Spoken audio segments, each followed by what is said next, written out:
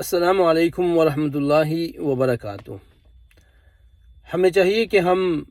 لوگوں کے ساتھ جو ہمارے معاملات ہیں ان کو درست کر لیں، اور اس سے پہلے کہ ہماری موت آ جائے ہم ان تمام لوگوں سے معافیاں مانگ لیں، کیونکہ کل قیامت والے دن معاملات بڑے خراب ہو سکتے ہیں۔ یہ حدیث ہمیں یاد ہونی چاہیے جس میں نبی کریم صلی اللہ علیہ وسلم نے فرمایا کہ جس نے بھی اپنے کسی بھائی کے اوپر ظلم کیا ہے تو اسے چاہیے کہ اس دنیا میں ہی اسے معاف کرا لے، کیونکہ آخرت میں درہم و دینار نہیں ہوں گے، اور اس سے پہلے معاف کروا لے کہ اس کے اس بھائی کے لیے اس کی نیکیوں میں سے حق دلایا جائے گا،